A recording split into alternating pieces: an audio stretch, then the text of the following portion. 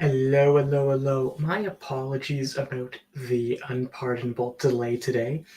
There have been some technical issues on the side of my co-host, Ryan. We'll see if he can get in this time.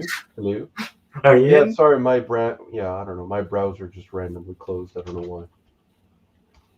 Oh well, glitch in the matrix. Your mic's going wild. It is. Yeah, I was getting some really weird echoes. Oh. Okay. Hold on.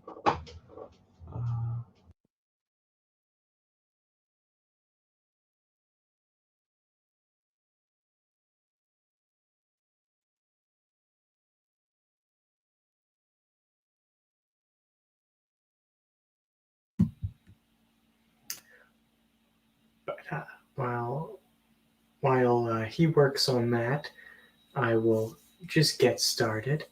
My name is Wild Philosopher, here to once more remind you that gnomes are real. Heyo. And I have my friend Ryan Rose with me, who I've just temporarily muted because he's. Hold on, or is it me who's echoing? No.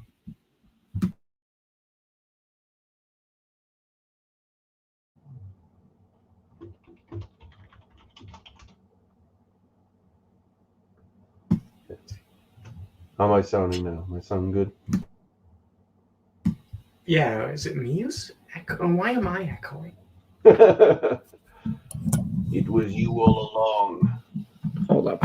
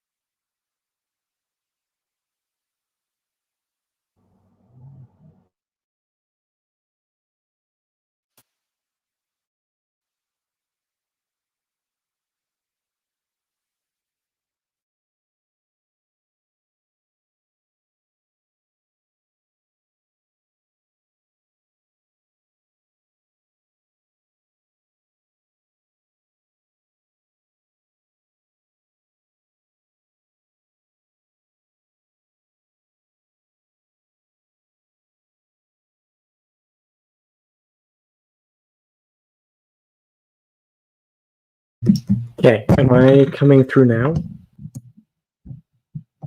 Yep. And not hearing. What?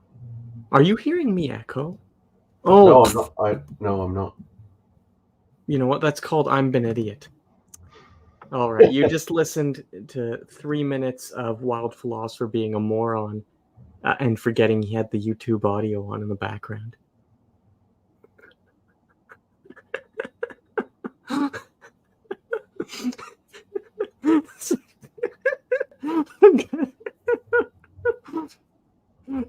Sorry about that.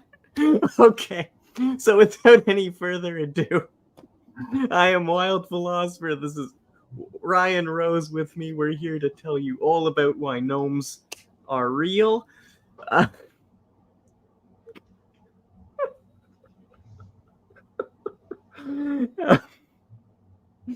Today we will be talking about Hyperborea, an ancient country of Greek folklore which has been resurfacing from the primordial mists of ancient times in recent years.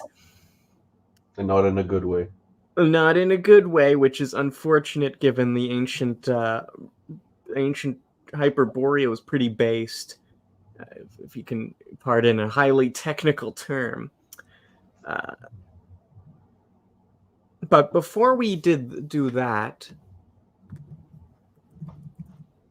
I would just like to talk. So, our main sources on Hyperborea in antiquity, laying aside the geographers who were whatever, just speculating on where they think it might be, our main source is Herodotus, and then we have some secondary info from the third or fourth century historian Hecataeus of Abdera. Herodotus, best known for writing his histories. Hecataeus of Abdera wrote, we're not quite sure what he wrote. He wrote a work called On Hyperborea. He wrote, or On the Hyperboreans. He wrote a work entitled On the Egyptians. He probably wrote a work called On the Jews. We have 3 sources for that particular claim, and one arguing the contrary. One very bizarre scattershot source that tells us he wrote a commentary on the poetry of Homer. So, as you can see, a bit of a multifaceted figure. Certainly not as well known and definitely not as well preserved as Herodotus, as in his case we have maybe 24 fragments. We also have a couple references in Plato and then a bunch of references in later Greek geographers, which, as I said, are mostly speculation and in some cases just copying word for word what their predecessors said before them. Yeah. Did you want to add any sources onto that list? No, I think you nailed it. Yeah. Okay. So before we really start going into it, I would just like to address the elephant in the room. His name is Timothy. And Timothy he's a huge euhemerist. So when he sees mythological accounts of giants flying around the earth on arrows, or people turning into a bird and sailing north, his inclination is to say, well,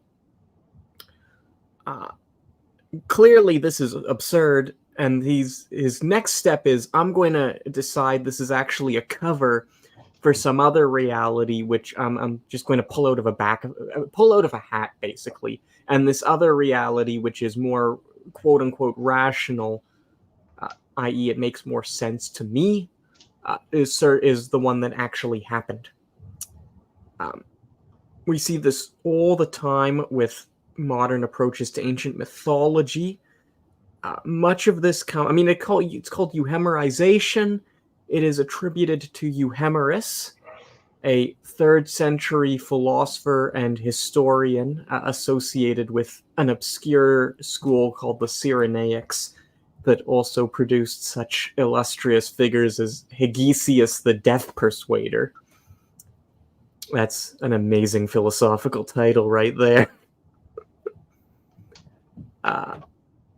We have no surviving records from Euhemerus, and maybe a half dozen lines that might be possibly attributed to him, and which he claims to have got off a magical golden pillar on a, as far as I'm aware, completely fictitious island in the Indian Ocean. So this was his source. He's like, I traveled to this island called, was it Pangaea? And this island called Pangaea, there was this gold pillar that told me that all the gods had originally been men.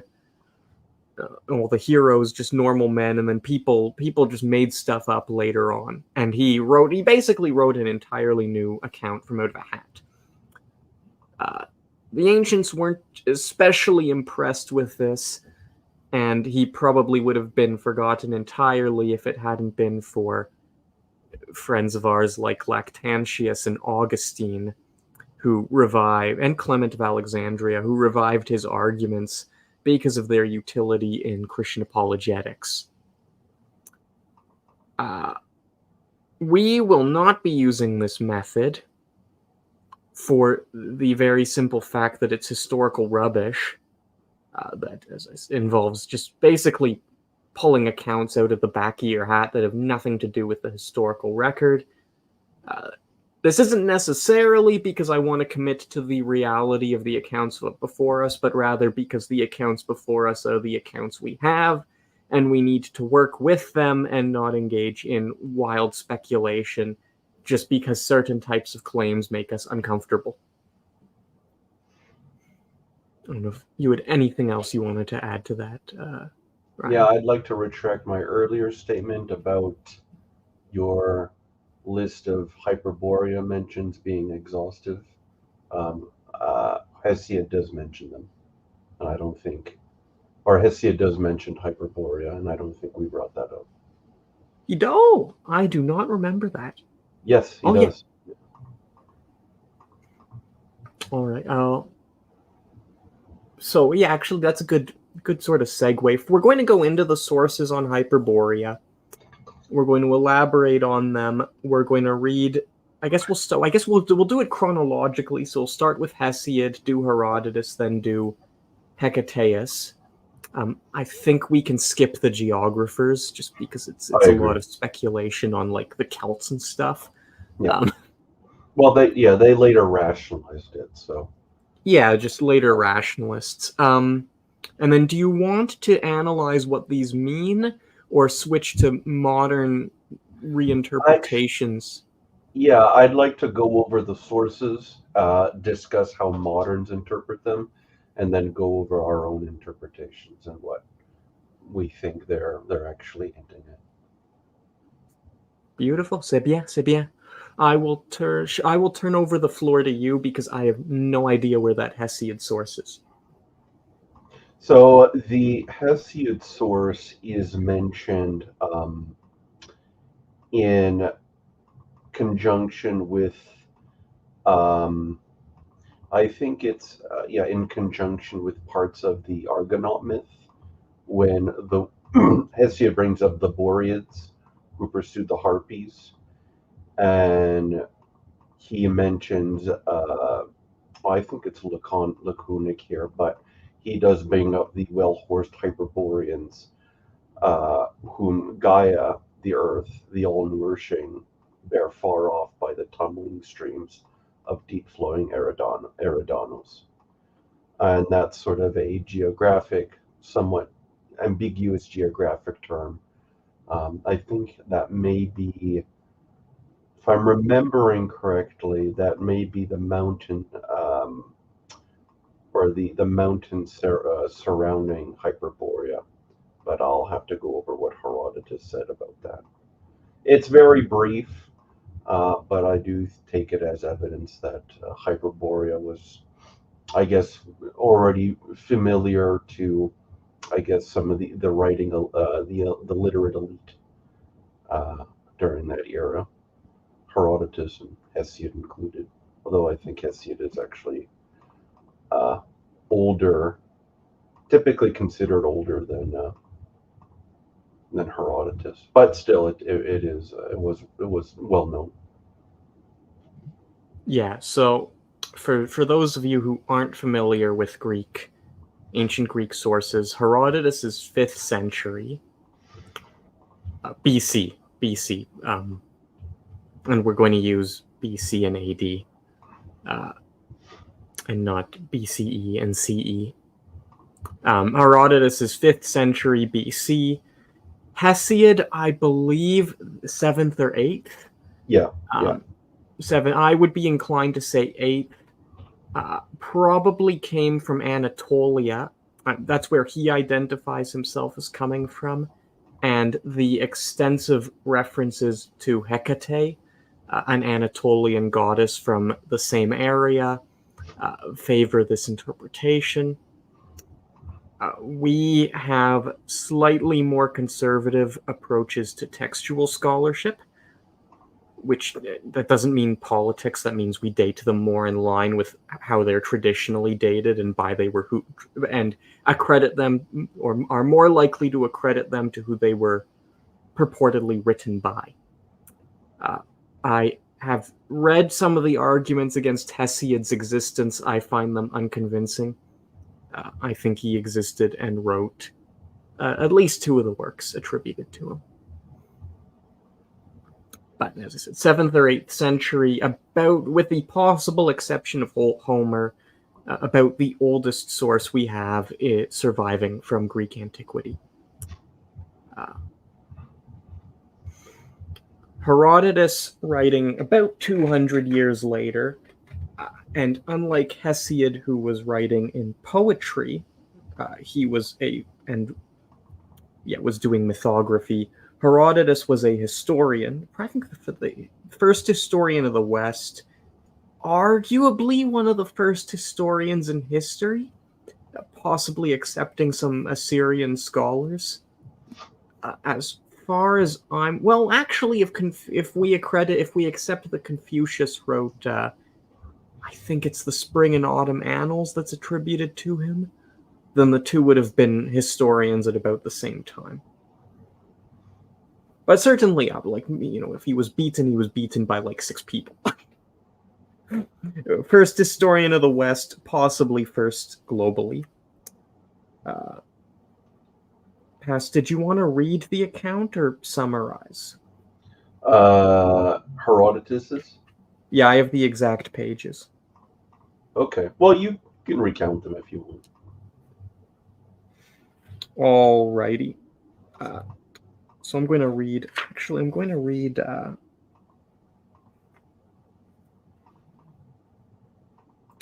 And I have the accounts in front of me too. So. Yeah, I'll start with his description of the Hyperboreans, and then I will backtrack to his description of Aristeas of Proconnesus. Fair enough.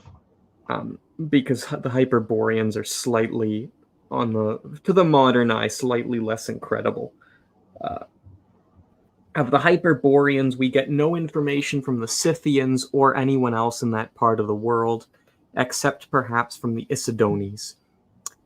Not that the Isidones really tell us anything, in my opinion, for if they did, we should have it from the Scythians too, like the story of the one-eyed men.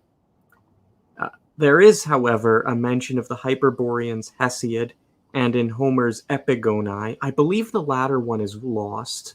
I could be wrong. As far as I'm aware, it survives only in fragments.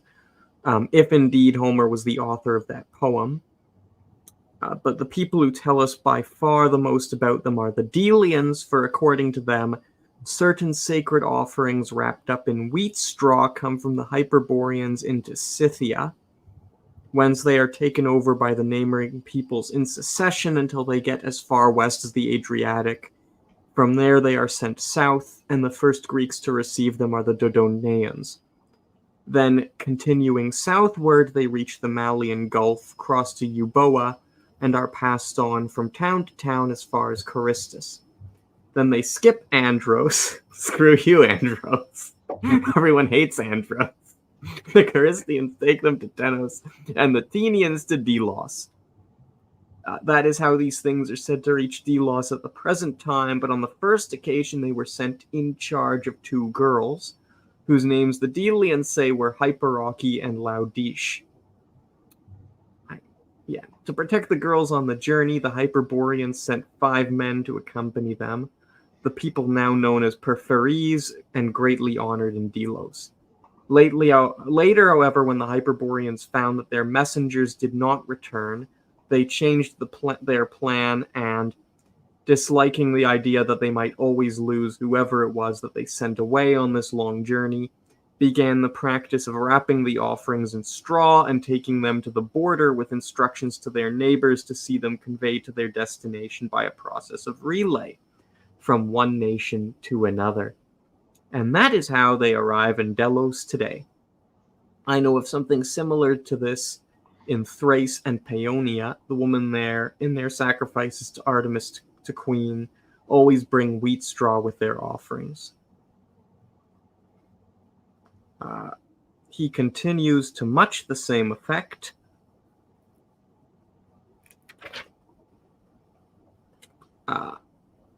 About various other types of offerings for half a page, concluding with, so much then for the Hyperboreans, for I will not tell the tale of Abaris, who was supposed to have been a Hyperborean, and carried his arrow all around the world without eating a bite. This is a very awkward translation. The implication is he carried his arrow, he rode his arrow. Let me just add, however, that if Hyperboreans exist beyond the north wind, which is what it means, there must also be Hypernotians beyond the south. That was a very awkward... The implication was he rode his arrow around the earth without stopping to eat. It made it sound as if he was eating the arrow.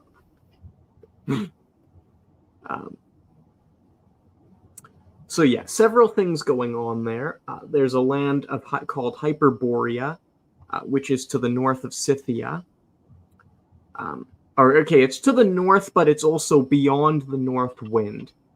So it's in a very geographically strange positioning. This will show up again later when we start touching on the problem of geography in the ancient world, but with mythic sources. And these Hyperboreans send offerings to the god, I believe it was Apollo, who was worshipped at Delos? It can't have been... Was it Apollo at Delos? Let's see here. Anywho. Yeah. And, we see association, weird figure, Abaris the Hyperboreans. And he posits that there might be figures of similar variety to the south. I'm going to next read the story of Aristeus of Proconesus. More information about this part of the world, the north, is to be found in a poem by Aristeus, unfortunately lost, as an aside, son of Caestrobius, a native of Proconesus. He tells us that inspired by Apollo, the word used here implies divine inspiration or possession, not inspiration in the sense we speak of it today. So possessed by Apollo, although that also has wrong. I think has both translations have wrong connotations in English. The one is too emotional, the other implies lack of control. But divinely inspired by Apollo, he journeyed to the country of the Isidones, and that beyond the Isidones live the one-eyed Arimaspians, and beyond them the Griffins who guard the gold, and beyond that the Griffins the Hyperboreans, whose land comes down to the sea. All these, except the Hyperboreans, were continually encroaching upon one another's territory, beginning with the Arimaspians, so that the Isidones were expelled by the Arimaspians, the Scythians by the Isidones, and the Cimmerians by the Scythians, who forced them from their homes along the shores of the Black Sea. Here, then, is further evidence against the Scythians' account of this region. These are tribal wars amongst groups that I believe we would put most of these as... half of these would group as the Scythians, and this other half. I have mentioned the birthplace of Aristeus, the author of this poem. Now here is a story I heard about him in Proconesus and Cyzicus. He belonged to one of the first families in his hometown, and one day upon entering a fuller's shop, he fell down dead. Bleh. The fuller closed his shop and hurried out to inform his relatives of what had occurred, but no sooner had the news of Aristeus' death got about than a person from Cyzicus, who had just arrived from the town of Artica, contradicted the rumor and declared that he had met him going towards Cyzicus and had talked to him. He was absolutely certain of this and would take no denial. Ooh-wee-oo. Ooh. Meanwhile, Aristaeus' relatives were on their way to the shop with what was necessary for the funeral, intending to take the body away. They opened the door and the room was empty. Aristaeus was not there, either dead or alive. 7 years later, he reappeared in Proconesus, wrote the poem the Greeks now call the Tale of the Arimaspians, and again vanished. I will add something which I know happened to the people of Metapontum in Italy 240 years, as I found by computation in Proconesus and Metapontum. After the second disappearance of Aristaeus, the Metapontines say that Aristaeus appeared and told them to erect a statue to Apollo with a statue beside it bearing the name of Aristaeus of Proconesus. Then, after explaining that they were the only people in Italy whom Apollo had visited, and that he himself, on the occasion of his visit, had accompanied the god in the form of a raven, he vanished. The Metapontines sent to Delphi to ask the oracle what the apparition signified, and were told to obey it, and thus it would go better for them. This advice they took, and with the result that in the market square of the town, a statue inscribed with the name of Aristaeus stands today by the side of the image of Apollo, surrounded by myrtle bushes.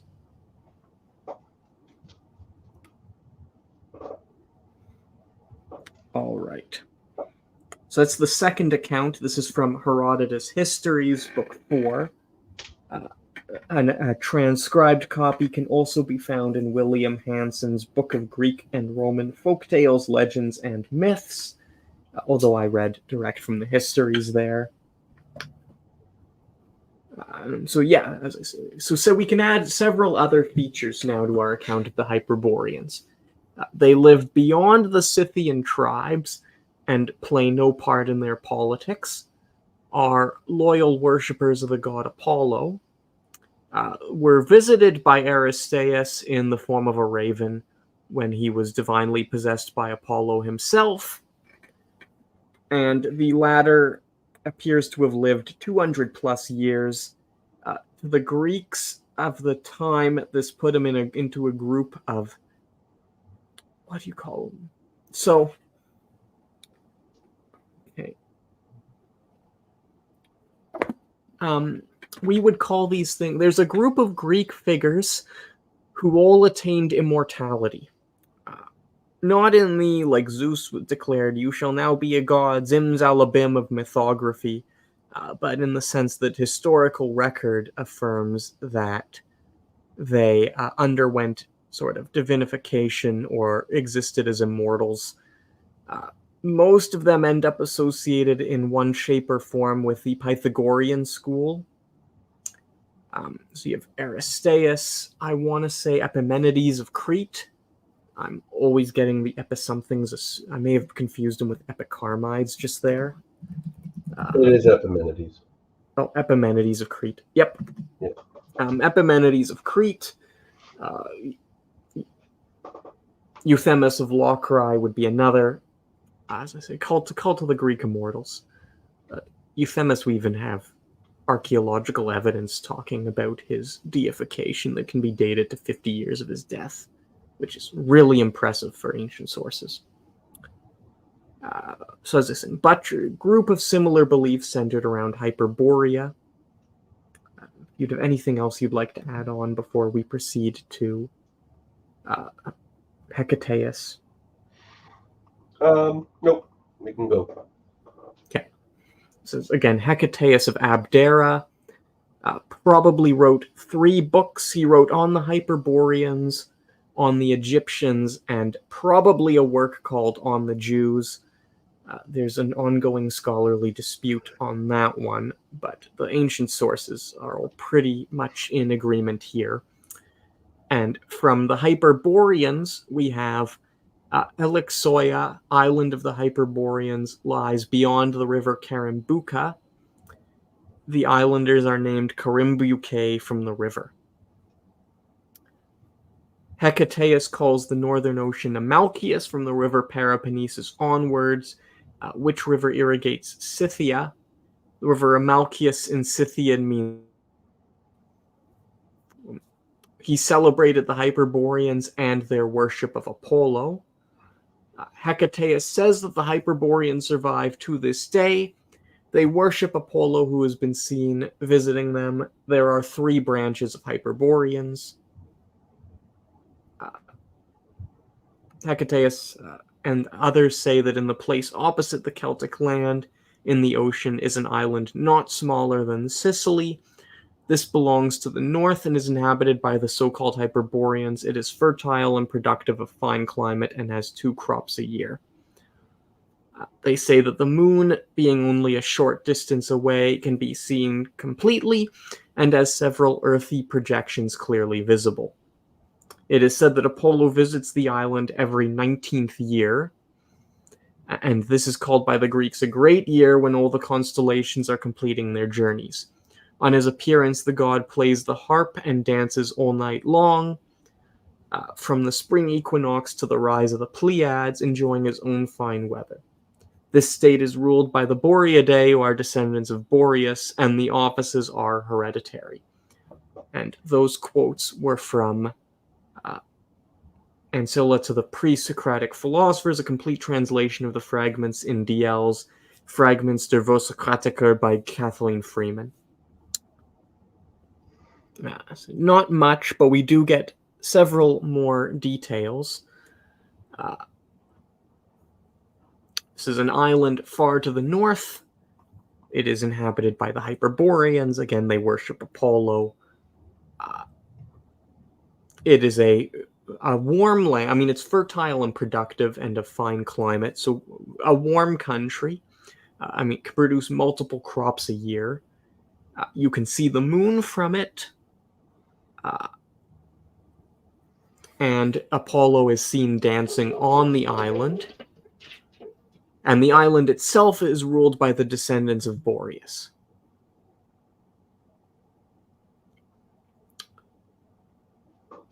So, nexus of similar patterns emerging via our two and a bit sources. Northern Island inhabitants worship the god Apollo. The island itself has good weather, multiple harvests. It's a land of peace. The people are not engaged in the violent conquesting politics of the Scythians or the Cimmerians. They give routine donations of gifts, and they claim Apollo visits them personally and are associated with the winds. Where did you get the Amazons from? I know you've mentioned them to me. What do you mean? I thought there was another source that linked the Amazons to that. To Hyperborea. Not that I know of. Oh. I don't think I ever brought it. I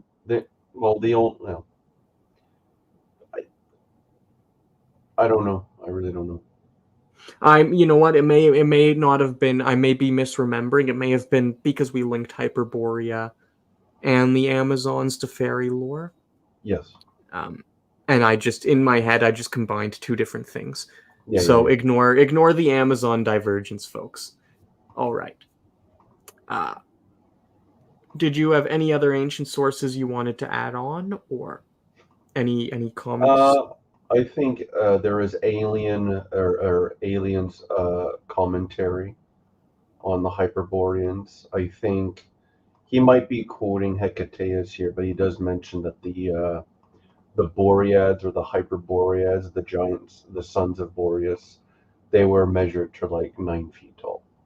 So just so we're clear, it's kind of, there's something it's fantastic in nature. Yeah, very fantastic. Well, yeah, everything about the country is comparatively fantastic. I mean, our main source is a guy who went there after being magically possessed by a god in the form of a raven. Yes. And our other source is Hecataeus, I believe, also claimed to have personally visited Hyperborea. So our main sources on the country are rather eclectic. Because Yeah, Alien is a 2nd century AD figure, definitely compiling earlier sources, because his works are invaluable because they're very much a mishmash of everyone who just came before him, and are not. He was part of what we call the Second Sophistic, which not sophists in the sense of the first, but but they were not empirically. Yeah. So him, Philostratus. There's another guy whose name I can't remember who wrote mostly on poisonous snakes. They were all great compilers who wrote with beautiful poetry on a number of philosophical issues. But yeah, our two main sources, other than Hesiod, so we have one quote. Our two main sources are an account from somebody who was basically astral projecting after being divinely possessed. And he passed his source down after, he passed it in written form and also reappeared 300 years later. But he passed it down to the historian Herodotus, who was mostly, I think he did travel, but mostly a collector of oral traditions that have turned out to be far more accurate than modern historians might like. It's like historians say Herodotus can't possibly be telling the truth, and it's like archaeologists coming up behind them. I love the Herodotus memes. And then our second source is Hecataeus, also an eclectic figure, claimed to have traveled to Hyperborea. Beyond writing about Hyperborea, he wrote on the Egyptians. He claims to have traveled to Egypt, a claim that is probably true based on the comparative accuracy of his sources there. His sources on the Jews, on the other hand, are riddled with technical gaffes. At least the quotes attributed. One of the arguments in favor of him actually having written a work entitled On the Jews, and not the whole thing being made up by Jewish writers, includes all sorts of completely unbiblical quotes that no Jewish figure would have put in. Such as that Israel never had kings. Very obviously a type of Hellenistic historiography. So yeah, I think that about covers our good ancient sources. Really 4. We've gone over them in all. I'm not going to harp on and on about the similarities. I don't know. Do you want to proceed to modern usages? I would. Yeah, though that's where things get fun, but in a demented sort of way. Yeah. And also so Hyperborea. Yeah, by the time of the 1st century, Greece is well in the thralls of rationalism and euhemerism, and it has become the norm to reinterpret Hyperborea as like a tribe of Celts or Breton, or some other totally non-fantastical country where you could reach the moon and dance with Apollo to the wind spirits. I don't know of many medieval sources on Hyperborea, so they had their own fantastical countries, and I suspect I don't know enough. Actually, there probably isn't really going to be any medieval sources on the subject. And the Byzantines were just repeaters on issues like this. So Hyperborea slumbers for about 1,500 years in the West, re-emerging. Would you say is it's first going to emerge in the 19th, eh? Oh yeah. I think it re-emerged during the Volkish movement. Okay, because sometimes you see this stuff popping back up in like the 18th century with some really wacky antiquarian. Yeah. But maybe that happened. At any rate, nobody too important. If you want to launch into the early Volkish movement, and then I can switch to... I think I know more about Miguel Serrano on this issue than you do. Yeah. All I know... Well, actually, what's her face there? Blavatsky mentions it. She brings it up. And, she became, I guess it was her writings on Hyperborea that became the bedrock for so much later, I guess, aggressive and I will say this, misinterpretation of Hyperborea as this realm, sort of not necessarily contemporaneous but adjacent to the Atlantean civilization. And basically it was a nation of supermen, with advanced psychic abilities and, I don't know, consciousness. And then it kind of just devolves further into weirdo territory. And I guess nowadays it's for more proponents of really alternative history, and by that I mean schizo history. It's essentially an ancient white utopia, and has unfortunately regressed in popular consciousness, at least on the internet or internet spheres, into a kind of ancient haven of white Atlanteans, a ancient white utopia for Northern Europeans, Aryans, whatever. Yeah. Similar to Atlantis, Atlantis and they have very similar strains of fantasticism associated with them, even in the ancient Greek sources. And then they just get later demolished by Victorians, and then, we know the Yeah. story. Well, so maybe we'll provide a slight bit of background on Blavatsky and relate. I don't remember seeing Steiner refer to Hyperborea. I'm sure he does, because the man's corpus was absolutely voluminous to the point of ridiculousness. I know a lot of people who love Steiner. I know nobody who has read even a quarter of his literary output. Very much following of a lifetime. So Blavatsky claimed to receive her information from the ascended masters, who were spiritual guru figures. This is the origin of a lot of modern New Age beliefs. And this led her to construct an alternative history centered around kingdoms of, in one sense, increasing spiritualization, but in another sense, increasing enchainment. With the Aryan, I believe the Aryan was the 6th race. I can never keep her 7 root races straight in my head. Actually, Hyperboreans were the 2nd root race. Oh, my bad. Yeah. So sort of predecessor to the Aryans, because they were the 6th. I wanted. Yeah. No, they were the 5th. Oh, God.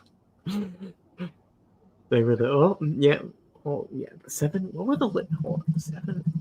Actually, wouldn't that have made them way more degenerate than the Semites?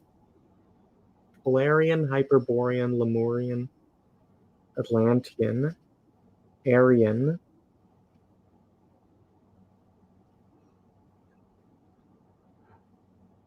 Oh. Okay. My bad. We just had the dating wrong. Or I just had the dating wrong. All right. That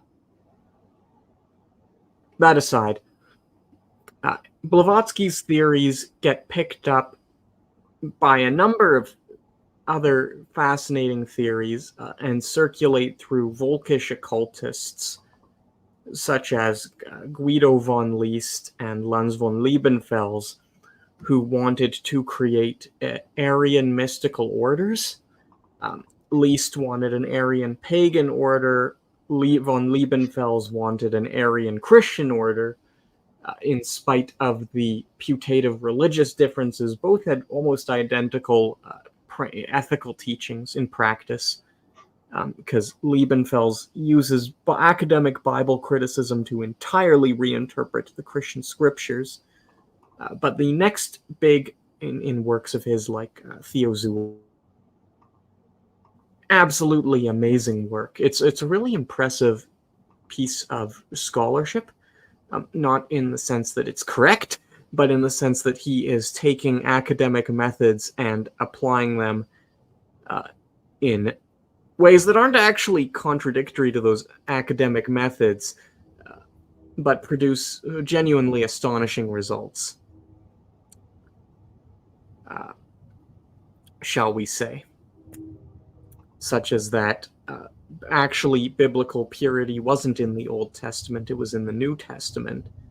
But this was this Jewish conspiracy to swap it around to make it look like Jesus wasn't teaching race purity. Hyperborea, however, does not, I mean, it shows up intermittently, but it receives its biggest treatment in the writing of a man called Miguel Serrano. Miguel Serrano was a Chilean diplomat, fascinating figure, traveled to the Antarctic on a mapping expedition. He traveled on an expedition. He explicitly wanted to prove the existence of ancient kingdoms. I want to say it was Atlantis. I think it was Atlantis. It may have been Hyperborea. It has been ages since I read his Journey to the Antarctic, which is a lovely, lovely work. For all his strange theories, he may be one of the most beautiful writers to come out of the Volkish movement. Which does not, again, before people are sitting there going, what are you talking about, bro? Why are you... This is not me agreeing with him. I can just appreciate his writing style. He traveled to the Antarctic. He was absolutely convinced there was something spiritual about the absolute cold. He thought the Antarctic was underneath it. There was this shifting, like, angel of darkness threatening to rise and consume the earth. There's a background here with stuff like the Weltreisler, and he talks. It's one of the interesting things in his book is he's trying to convince his travelers of its existence, as well as he's trying to use plate tectonics to prove the existence of Atlantis. And I know some of you are sitting there, like, before you go, what the heck? Remember, this was before modern day geocarbon dating, so it was actually a plausible hypothesis. Not correct, like, certainly in retrospect, but at the time, Atlantis and plate tectonics did seem to be compatible. Because if the Earth had been unified in a much more recent geographic past, then the theory of Atlantis as this island that is shattered by the gods and becomes the continents may have been actually archaeologically demonstrated, was his argument. His co-workers and the scientists he spoke to were not convinced. If you accept modern scientific dating, that theory is, I mean, it's either wrong or Atlantis is a truly impressive piece of oral history being successfully passed down for 65 million years. Or no, way more, like 200 million years, eh? When was Pangaea around? And some absolutely ridiculous amount of geological time. But of course he couldn't have known that. Anywho, he has this immense theology sort of ice going on. And this is connected to his belief that there was this ancient, powerful race of spiritual Aryans, Hyperboreans, who have lost their nature and become entombed in matter as the result of Jews who are space robots from the planet Saturn, basically. robot here just means automaton. This is... it is escaping me. It's most presented... he presents this theory in several of his works. I am familiar with... Which one was it? It was the one where he talks most extensively about his attempts to prove that all Islam is a Jewish front, based on a single record of a tribe of 600 Jews living in the deserts of Morocco.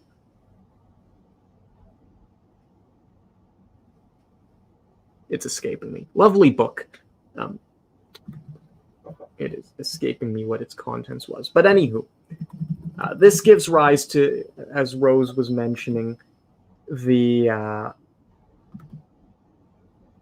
theory, it was the Antarctic and Other Myths. That's one of his, and the Mister. That's one of the works I mentioned earlier. His main sources are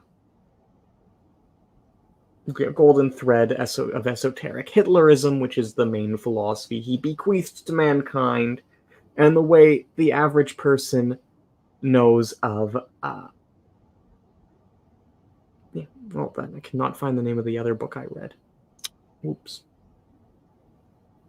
Anywho.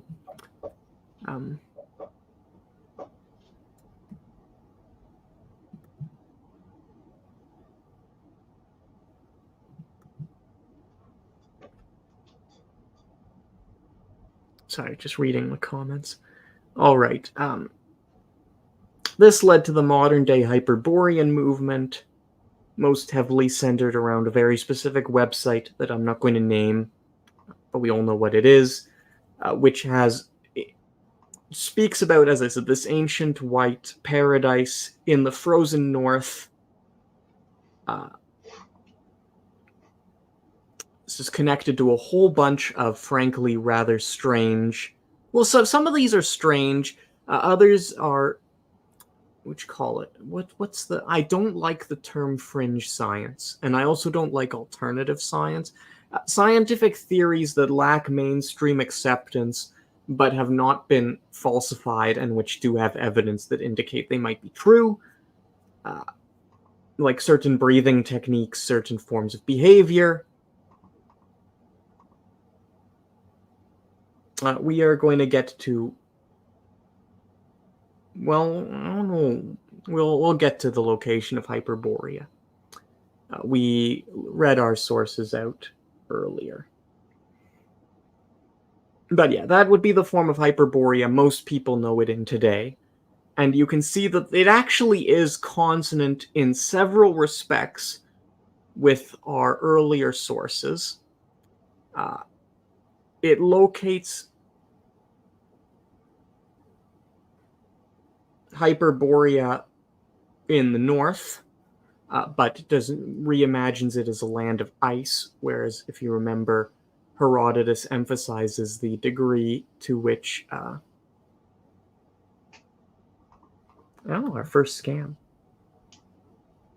Free Bitcoin. Sorry about that.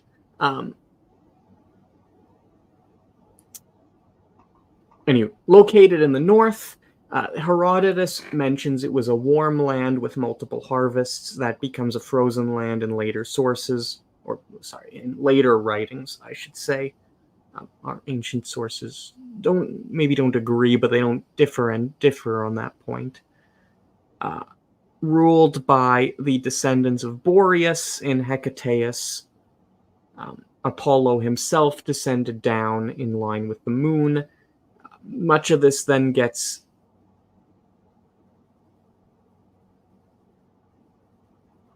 what would you call Blavatsky's hermeneutic? I don't want to say interpretatio Hinduica.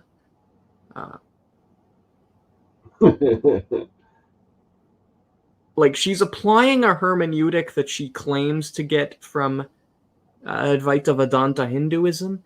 It is certainly, its flavor, it's not entirely divergent from Advaita Vedanta.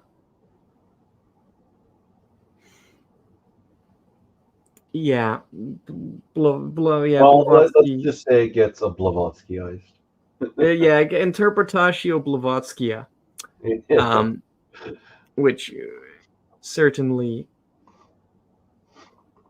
something.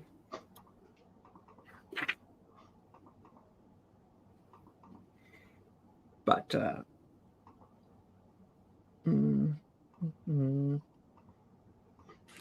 hold up.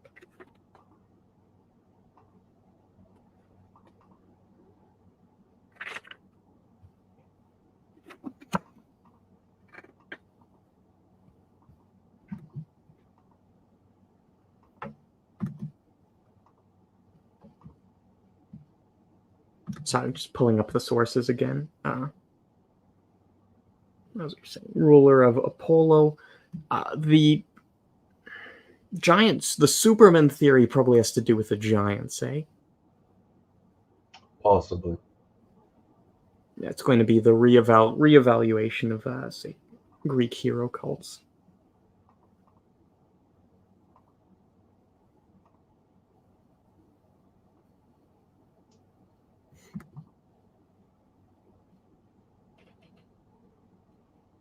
All right.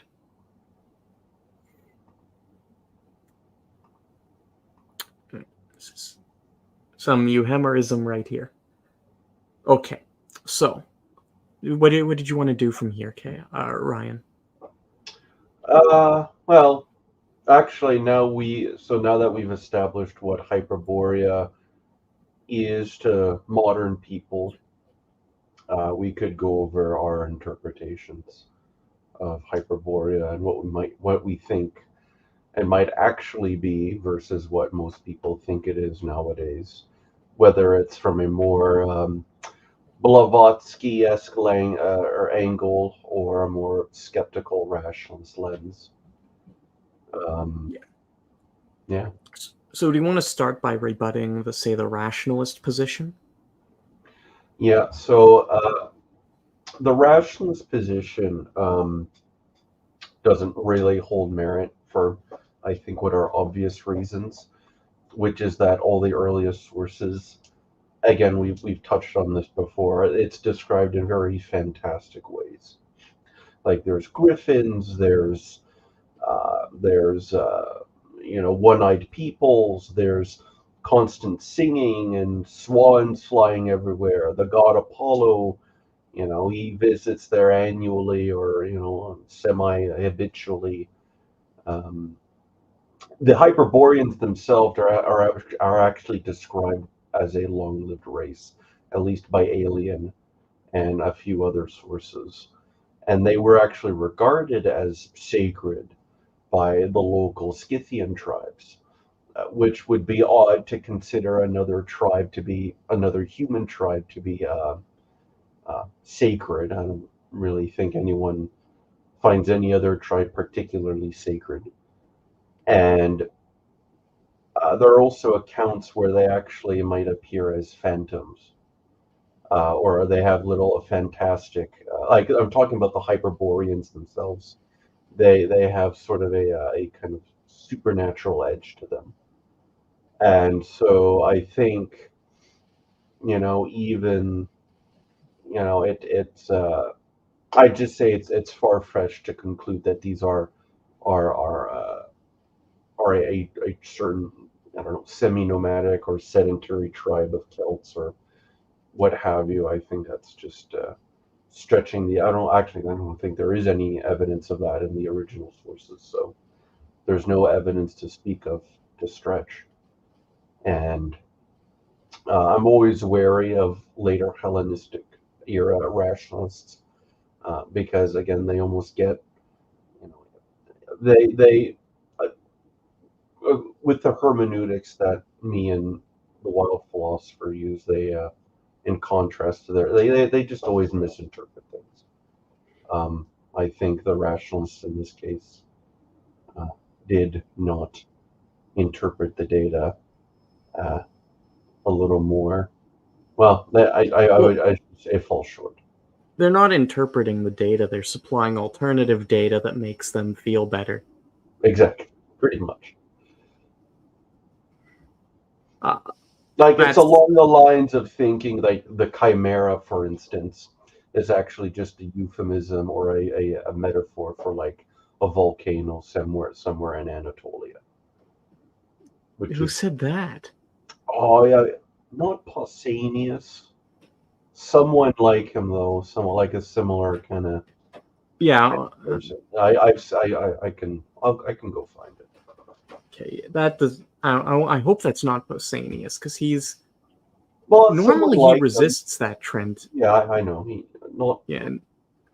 Like he's normally pretty based. But yeah, you see, like the later Hellenistic writers, they're like, well, I don't like this because this doesn't fit my way of how the world should work. And so then they go and they rewrite the account to fit their view. Not to be clear, I know some people might be sitting there going, well, what, you don't believe in reason, bro? It's not that I don't believe in reason. It's that I don't believe that we should be restructuring the facts to fit our reason. Our reason should be structured to fit the facts. Could you imagine if scientists went around and they're like, well, I can see that the birds are doing this, but that doesn't make any sense to me, so they must not really be doing this. They must be doing this other thing. Nobody would ever permit that in science. And if you said, well, this is the rational thing to do, they would just look at you weirdly. What was the quote from Wittgenstein here, who was... I liked this quote. Let me pull it up real quickly.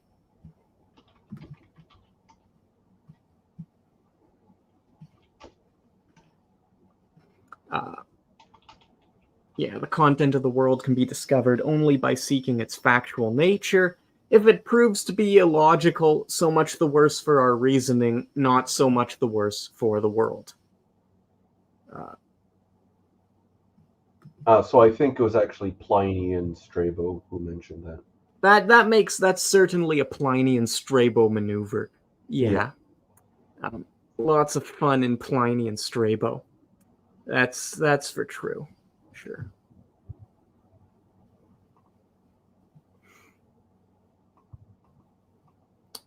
But anyway, returning. So we have this account. There are certain features of it that are too fantastical to refer to a real place, such as the fact that you can reach the moon, which the Greeks were perfectly well aware was not, in fact, reachable from the surface of the Earth. The fact that you mentioned in later accounts some of the spirits are or the Hyperboreans are sort of phantom-like. Yeah. I actually think this is implicit in the earlier accounts in the description of them as beings of or descendants of the wind. Yeah. Windy natures. There's also the fact that Apollo personally manifests among them, which is not an unheard of claim for the rest of Greece, but certainly on the stranger end of what might be considered factually permissible. And then we have the presence of griffins and giants. Modern day Emorys. And one-eyed men. Oh, my bad. Yeah. Modern day euhemerists have tried to get around the griffins by renaming or arguing that they're people talking about, what was it, mammoth bones, dinosaur bones? No, it was Protoceratops. Adrian Mayer's hypothesis. They were actually Aristeas was talking about Protoceratops fossils. Yes. Despite the fact they're in the completely wrong location.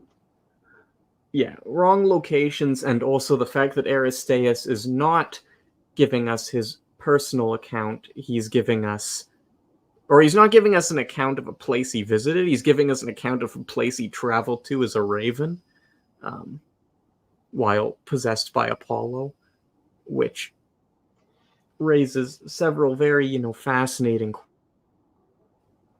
as to why exactly we're trusting the guy who traveled as a raven to talk about what he saw, but not trusting as to the content of what he saw. It would be more rational simply to dismiss the entire record as a dream vision. And that's another issue is our two recorded visits. We have visits of records of the Hyperboreans visiting other places. Are only two records of people visiting them. One is in exceedingly murky terrain, like this is the fragmentary record of Hecataeus, and the other is in what we would call a shamanic spirit journey. Mm-hmm. Obviously, the phrase shamanism, as applied to ancient Greece, is a hotly contested, heavily embattled term, with much blood being spilled all over the place. But if we look at the typical features of shamanic activity, soul flight, healing, connections to the gods, music. Yeah, we find all of those associated with the group of individuals that I sort of mentioned, like the Greek immortals, of which Aristeas is a nominal member. This is not to say I think the use of the word Greek shaman is a really amazing term, but as a heuristic, as an interpretive device that maybe does not hold factual water, we will be using it throughout the rest of this lecture. So that is our inclination as to why. And then the last issue is geography. They're all moving a bit about all over the place. Like it's beyond the north. It's beyond the north wind. That's the only consistent feature, but otherwise it seems to be connected anywhere from what would you call it, like north of France to north of Germany to north of Russia. The only consistent feature is north, but it's not a frozen land. It's a warm land, and as I said, it connects to the moon. This inclines us to tentatively commit to the hypothesis that we are not dealing with a physical location, especially because we're also not dealing with people who travel to there, at least not in normal form. We are dealing with the standard method by which the ancients attempted to record visions. So when the ancients tried to record visionary content, and I say ancients, it's not like people nowadays don't do this. They would put it in geographic terms, but it would be a very weird, like an almost non-geography, like just at the edge of the world or edge of vision type stuff. You see this with, oh man, I was just about to give another example and I completely blanked. Oh yeah, you see this with some of the visionary giants traditions that come out of Qumran in the 4th century Israel. You see this with certain accounts in Aristotle of underground kingdoms that modern philosophers don't want you to know that Aristotle knew about the underground kingdoms. They don't want you to know. You knew, admittedly, the work that credit talks about that one is, but certainly not written by Aristotle. But if there had been advanced technology, it would subsist in the archaeological record, because this is 2,500 years ago. Mm-hmm. Like our accounts of Hyperborea are old, and they're certainly not quite up to the standards that we'd set in the modern day, like industrial age, where you have people print and communicate things immediately. Like Herodotus is giving us an account from 240 years after the fact. Hecataeus is giving us contemporary info, but again, under weird circumstances. With that being said, like, we're not really dealing with the 20,000, 30 million. What is the timeline? We should have double checked the exact timeline for the root races stuff. I think that's like millions of years ago. Yeah, that's also visionary mind. The only difference is that is, well, okay, I say visionary. The method, okay, Blavatsky trusted in her ascended masters, most of whom were, probably forgeries. Steiner accredited his own views to the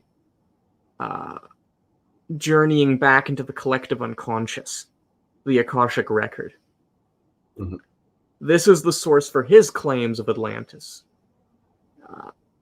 in contradistinction to, say, Hecataeus, who is giving us something he's giving us what we would call a shamanic vision quest. I know I said that that's not the best term, but it's the term I'm going to use. Because, maybe not accurate to how, like, we might think of shamanism nowadays, but still pretty heuristically accurate.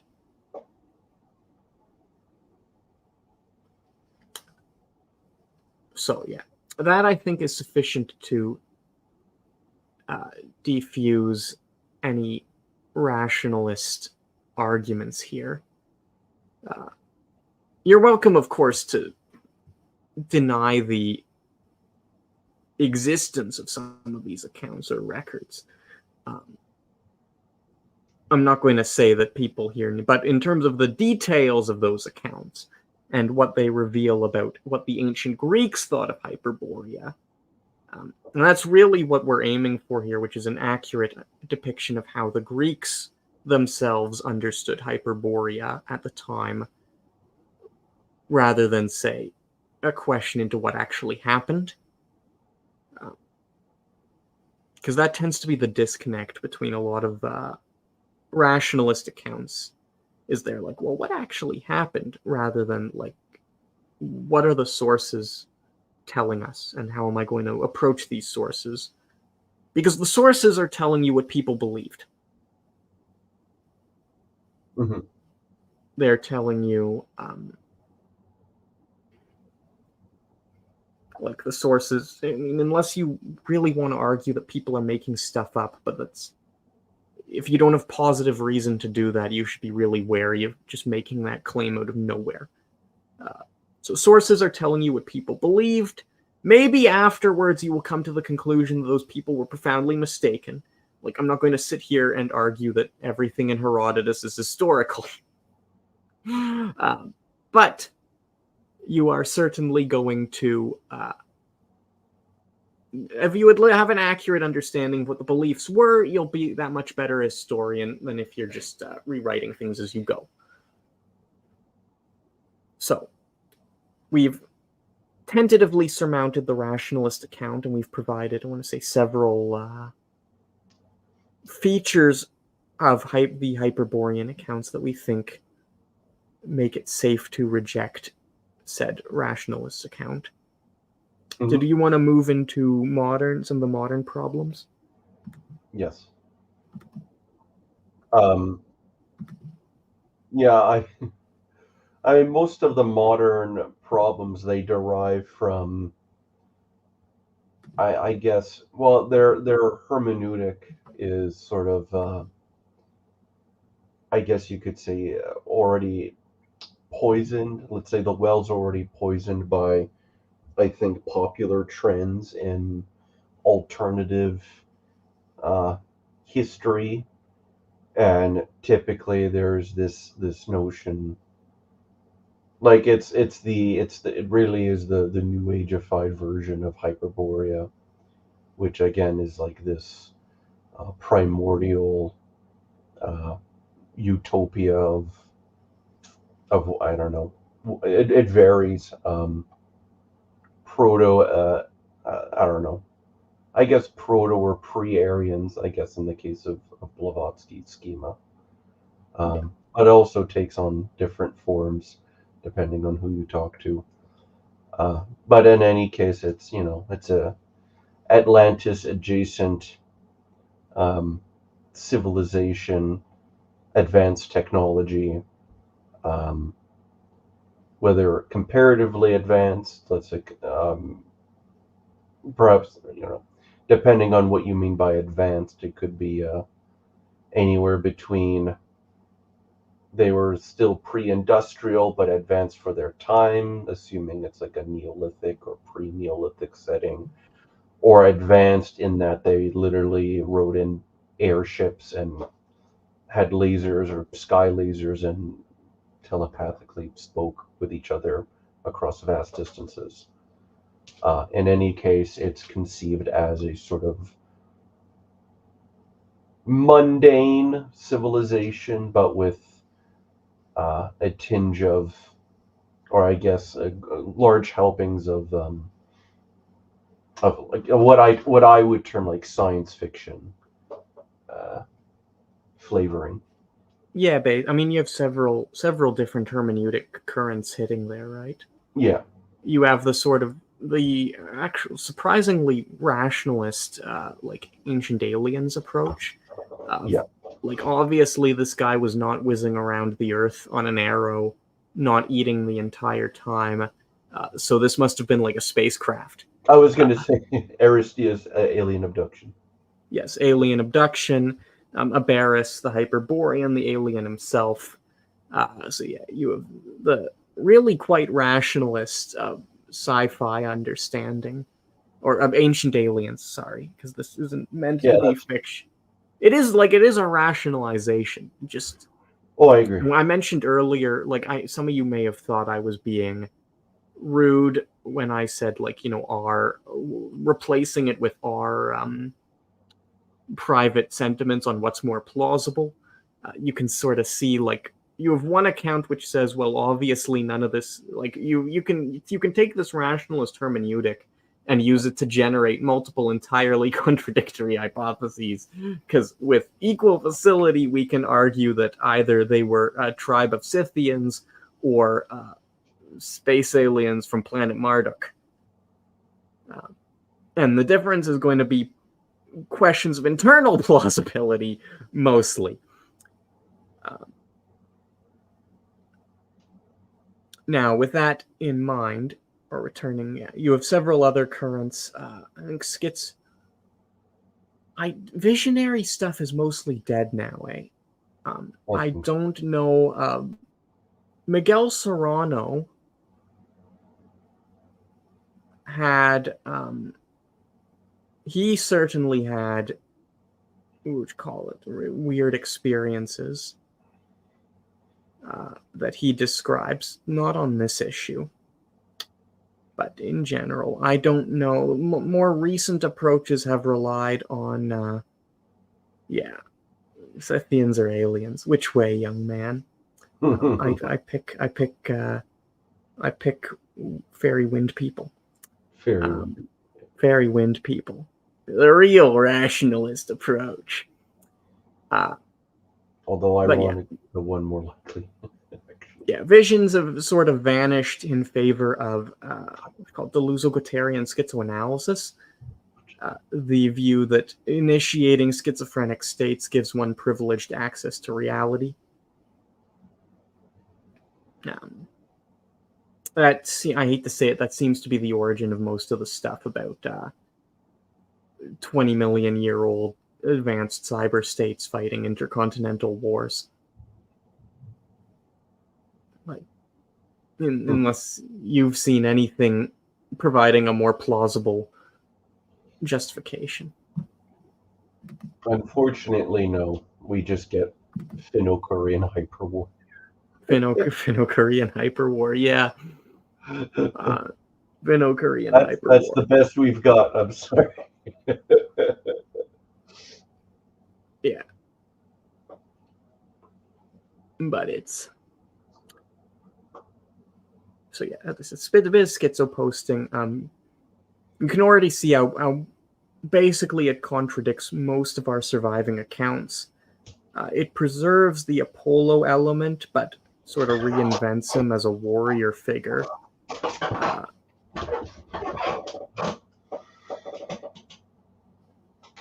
But otherwise, you have the issue. You have the weather. You have the passive, like the self-described, maybe not pacifism, but general non-militariness, shall we say, of the Hyperboreans. Like they dance, they make food, they vibe. Vibing. Actually, I think it would be nice to maybe touch on the semiotics of Apollo, because you really can't talk about Hyperborea without the sort of ruling god there. And I think it's actually its association with Apollo is actually very meaningful. Yeah. Well, we'll go into Apollo, and then maybe we can talk about Anatolian satyr cults. Yeah. Because I know that sounds like a really weird divergence, but the two are going to connect in ways that I think helpfully illuminate Aristeas of Proconesus. Yeah. So yeah, if you want to go, you know the anthropology of Apollo much better than I do. Yeah, well, I mean, basically, Apollo as a god of music, light, prophecy, it's not really a coincidence that he's so integral, let's say, to Aristeas's experience of Hyperborea, at least visiting it as in the form of a raven.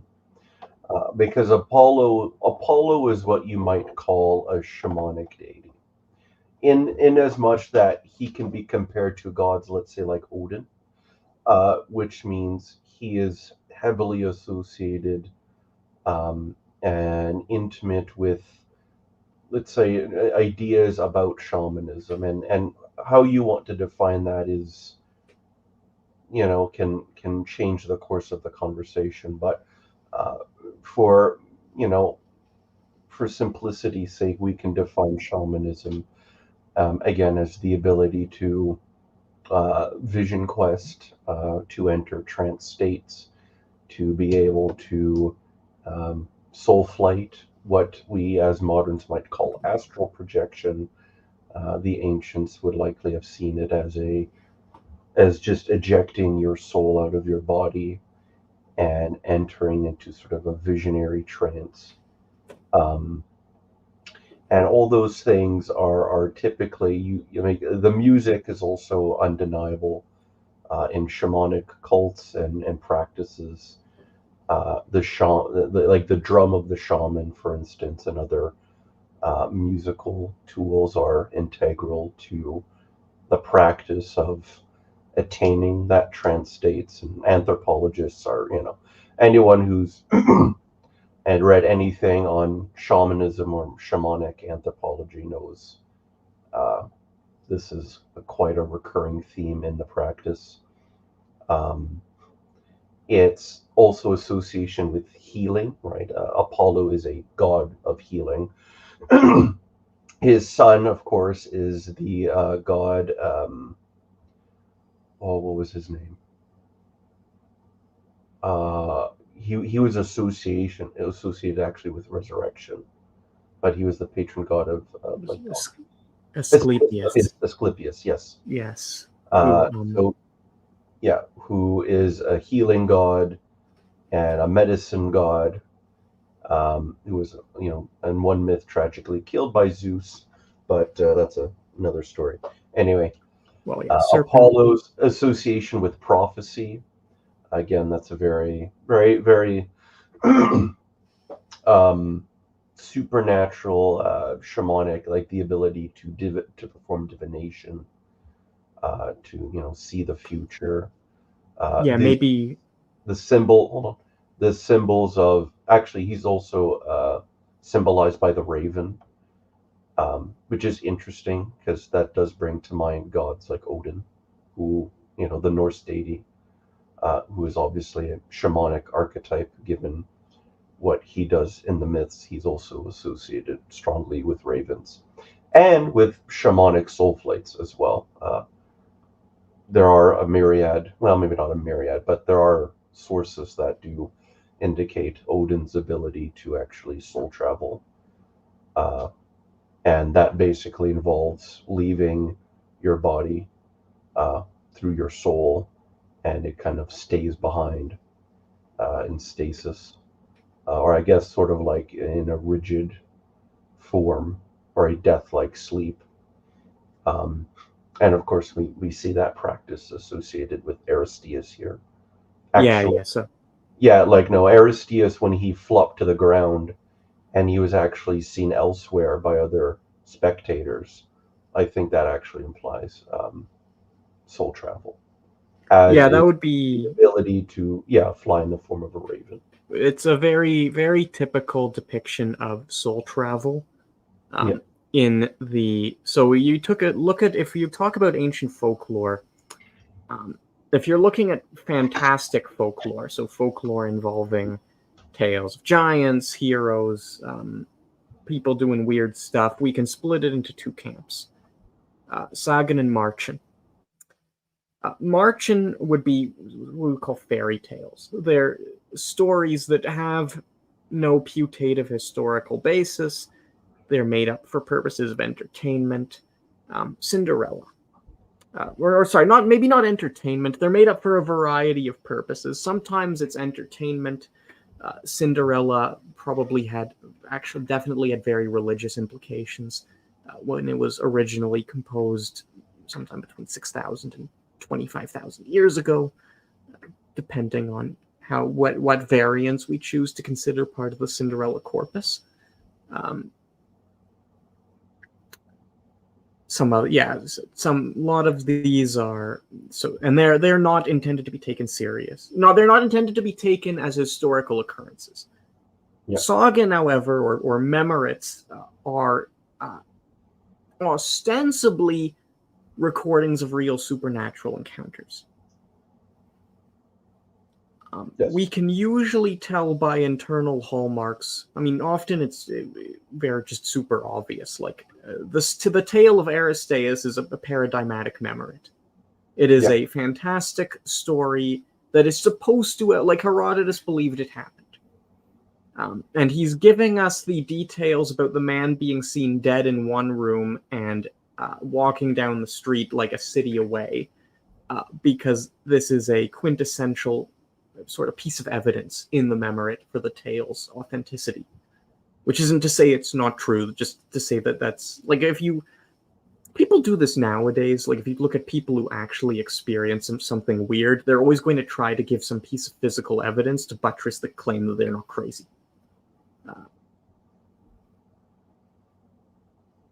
It's one of the several internal ways to identify a memorit. But as I said, in this case, just pretty obvious that what we're dealing with here is a memorit.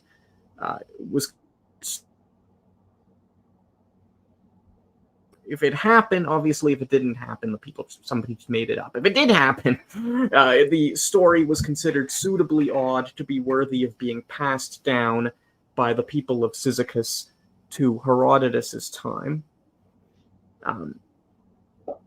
And you can see the other issue, like the turning into a raven, being inspired by Apollo.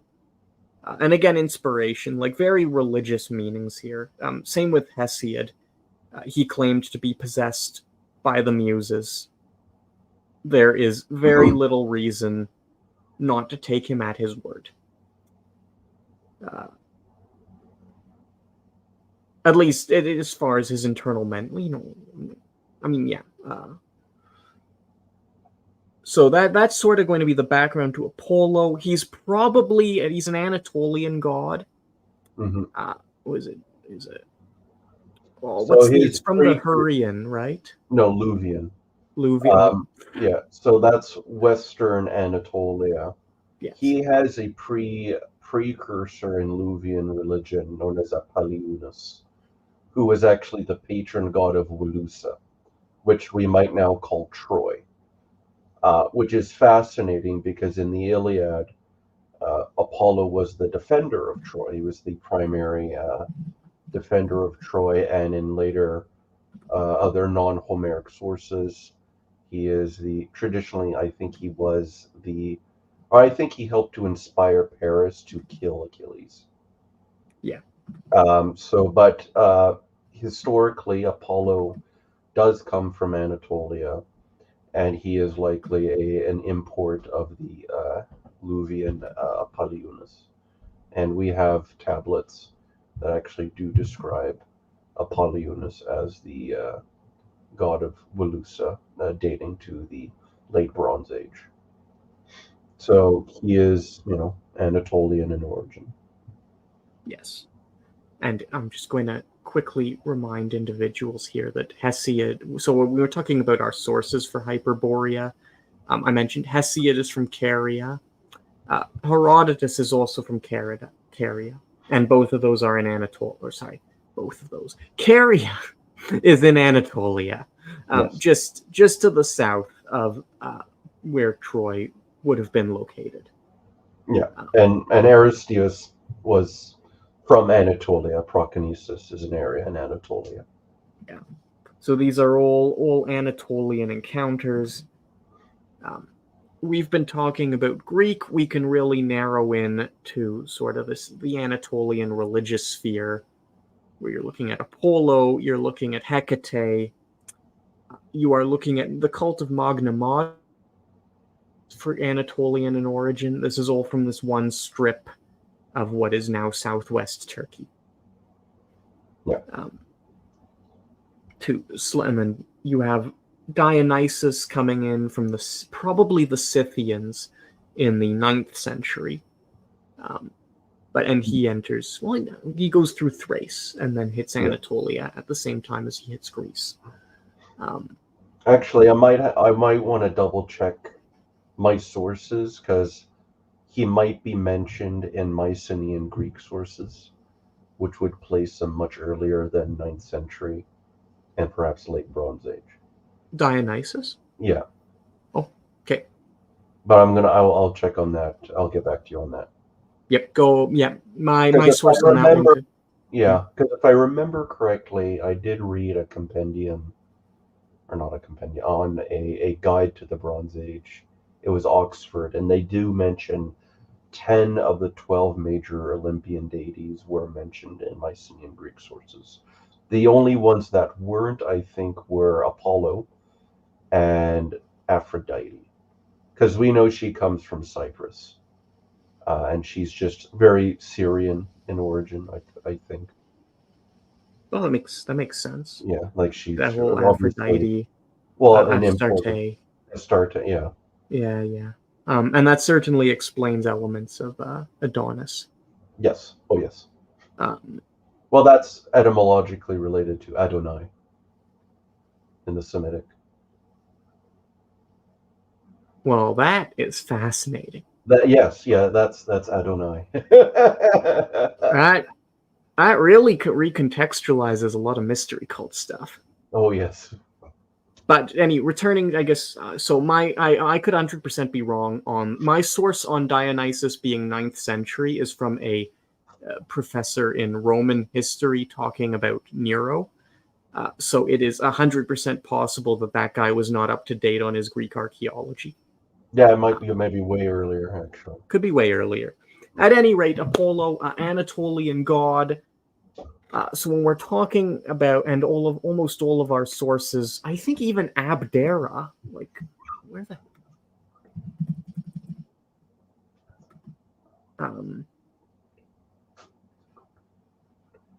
Okay, Abdera is in Thrace, so it's actually going to be to the north. But most of our sources are all on the Hyperboreans, are all from the same place, and they're all part of the same religious network. And I mentioned mystery cults. This word gets thrown around a lot. It's often used arbitrarily.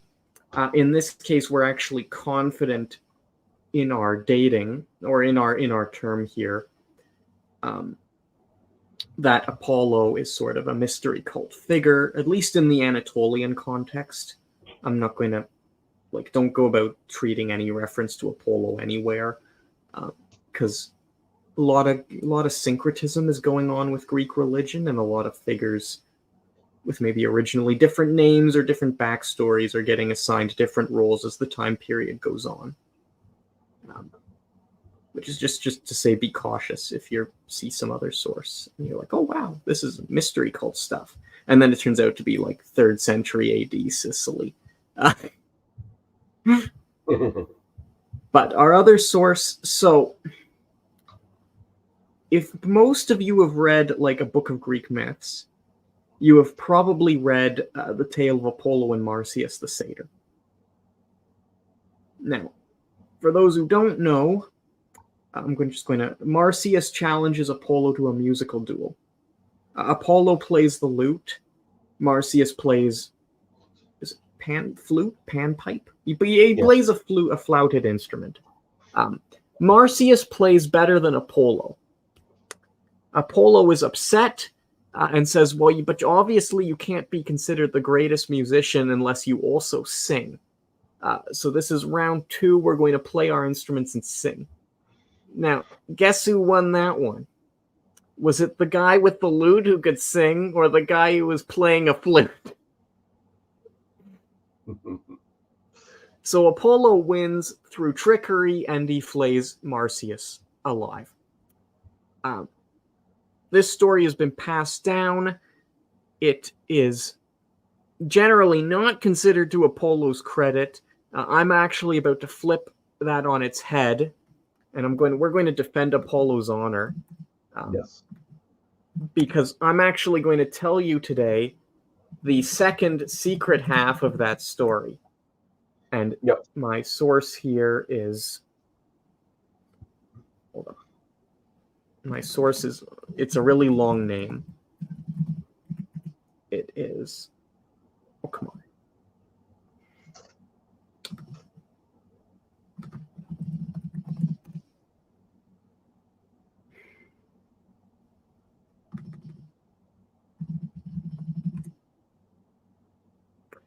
Sorry. Jocelyn Penny Small's Cacus and Marsyas in Etrusco-Roman Legend. You can lovely legible title there. And this is a monograph on 2 different shamanic figures. Two different prophetic figures, to pick maybe slightly less problematic words. And the second half of the story is, after being flayed alive, Marsyas becomes a river god in Anatolia. And he's worshipped by as I said, I mentioned the cult of Magna Mater, Mater Kubalaya, Great Mother of the Mountains. This was an Anatolian religious institution,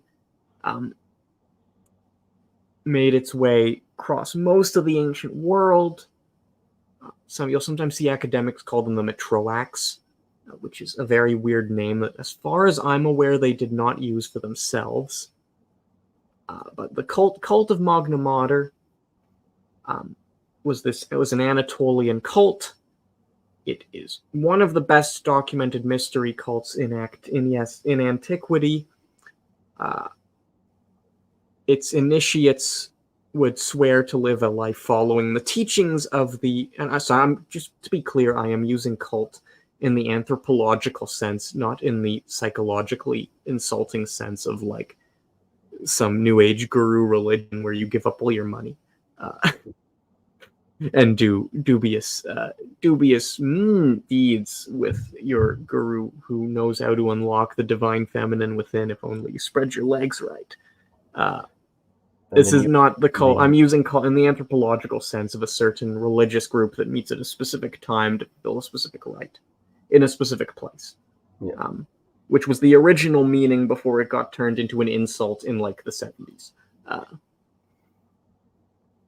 So yeah, cult centered around the mother goddess and of the death and rebirth of her lover.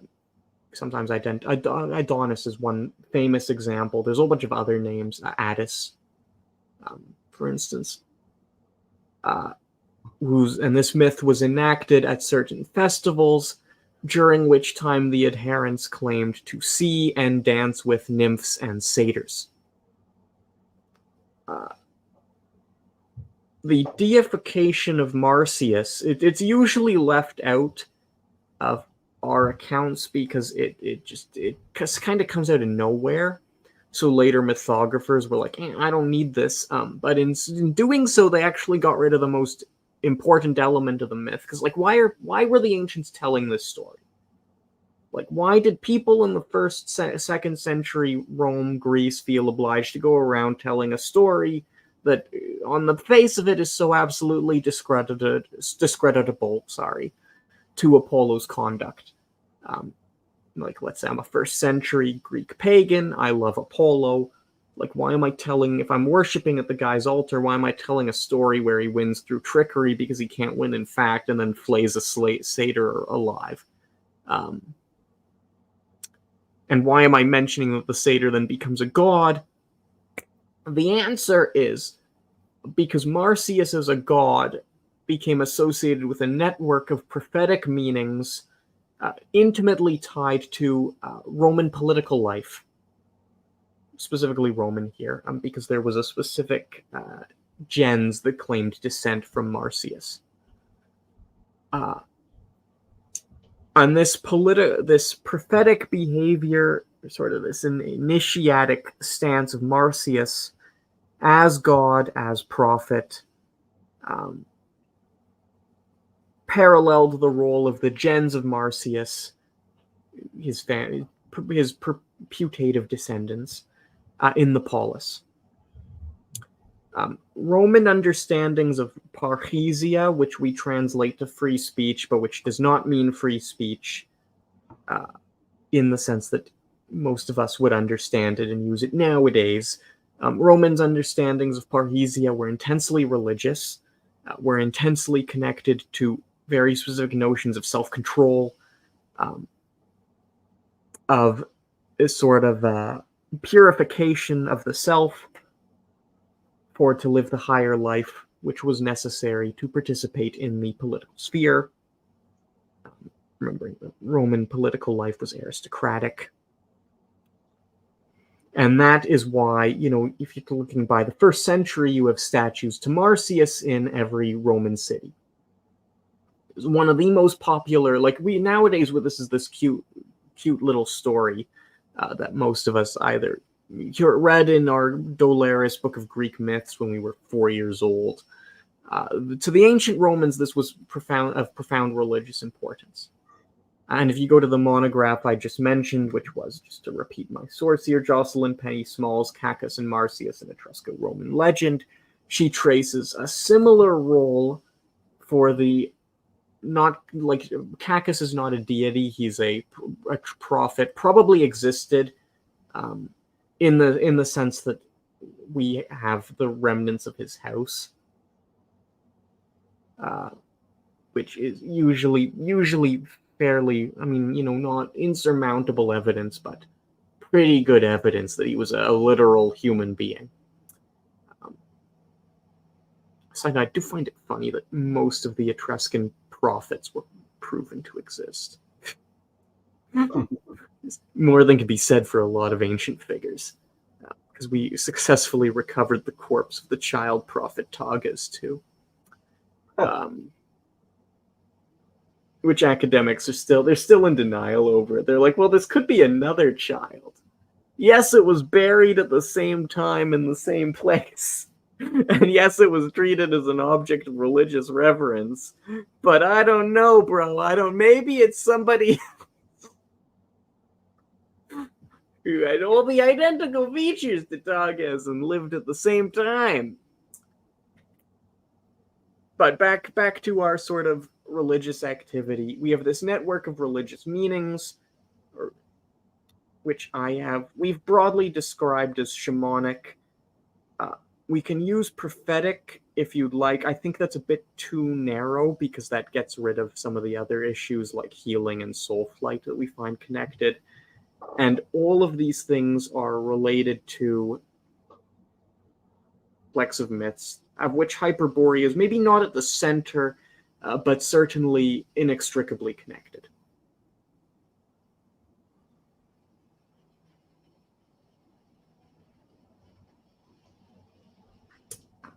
Unless you have anything to add, I'm going to take a 1-minute break and we'll continue.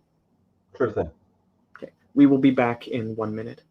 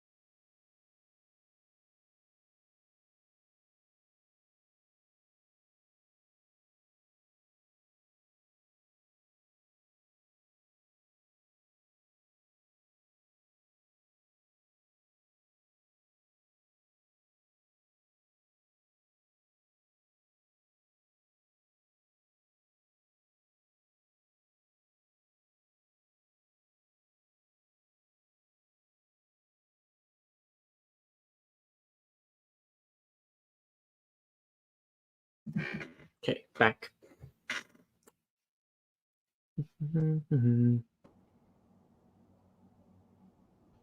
Are you back, Ryan? I am back. Beautiful. So, what have we done so far? We've discussed I'll continue. we've discussed the ancient sources on Hyperborea. They painted an idyllic, lovely land, which is probably not any physical location based on its unusual geographic features and, as I said, ability to reach the moon. We have underscored its connection to Anatolian mystery cults centered around Apollo, and provided some prima facie reasons to take the inhabitants as being non-human in nature, such as 9 feet tall, windy, or like half windy, descendants of wind spirits, wind gods. In doing so, we have, maybe a little difficult to rebut some of the modern reinterpretations because the evidentiary standards being used to advance the premise are too out there. Like how would you even begin to discuss Finno-Korean Ugric Hyperwar as a serious event? It was a massive war 30 million years ago, which has coincidentally left no evidence whatsoever, but whose existence we're absolutely certain of. I think it's just really a meme, but I know at least 2 people who take it dead seriously. Not the Finno-Ugric, the Hyperborean stuff. Oh, I know that people do take it seriously. I'm just Finno-Korean hyper. That's just that. Yeah, that one's a meme.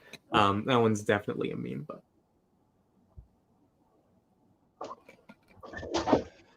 But yeah, no, I know people do believe in the Hyperborea stuff. Yeah, and I didn't want to insult anyone, so I refrained from bringing up the voluminous and frankly rather bizarre evidence being advanced in defense of this hypothesis. And I use evidence in the most loose sense of what counts as a warrant conceivable. Bearing in mind, the standard for argumentation on this channel is a modified version of the Toulmin method, which, for those of you who don't know, Stephen Toulmin was a philosopher who wanted to design an informal approach to reasoning that enabled us to evaluate. Would enable us to treat a variety of different types of evidence, empirical, rational, aesthetic, within the same overarching framework, thereby permitting for multiple types of reasoning across disciplines without the negative outcome of just letting people do whatever the heck they want. which you'll see sometimes. Every now and then you'll see the argument like, well, different disciplines have different evidentiary standards used to defend. Sometimes it's used for good reason, like to defend the idea that maybe historians don't need to be using the scientific method. This is true. Not that the scientific method can never be used in history, but generally the historical record is not good enough for most of history for us to somehow try and apply science.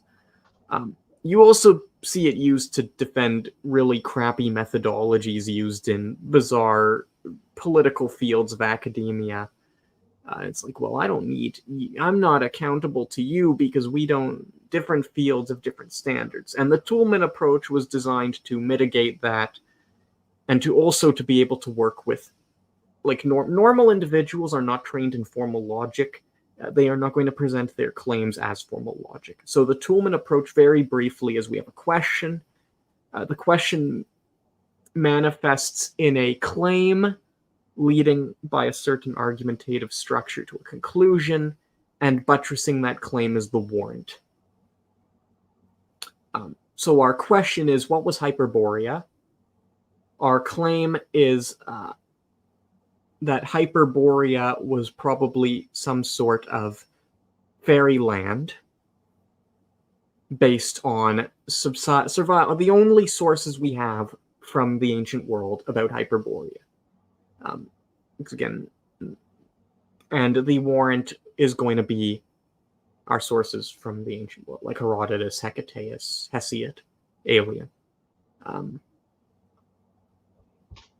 then we can bring other warrants, like if somebody is archaeological, let's say one day an archaeologist digs up a giant stone labeled Hyperborea in some otherwise lost language, and they then trip over this kingdom in the middle of modern-day Romania. I don't know. That would be another piece of evidence. More to the warrant.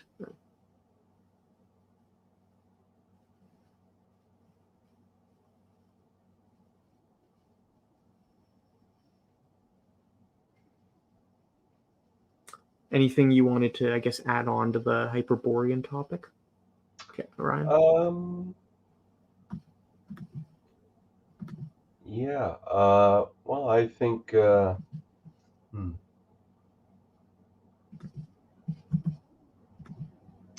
guess, did we want to go over comparisons of Hyperborea to, like, the other world and what you typically see in fairy encounters? Or did we kind of cover all? Would you say? Well, we could go more into fairy encounters. Yeah. I mentioned two parallels in the ancient world. I mentioned the pseudo-Aristotle's underground kingdoms, and the Qumran Book of Giants, which describes a visionary journey to a land of angels beyond the eastern mountains. They're the giants. Before the destruction in the flood, the giants send their priests to visit Enoch to prophecy. Yeah.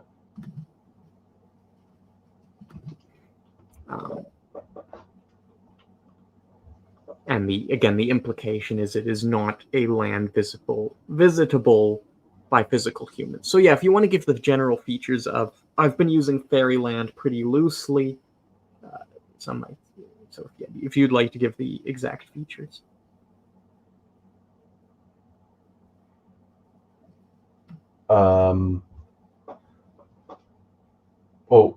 Regarding the other world. Yeah. What counts as a fairy other world?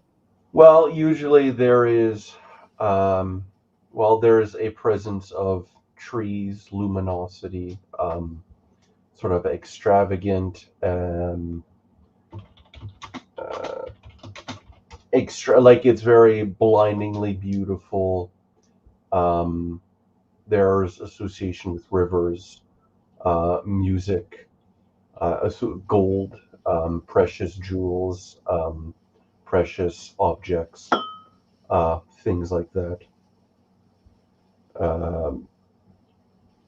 It's also marked. Sometimes there's also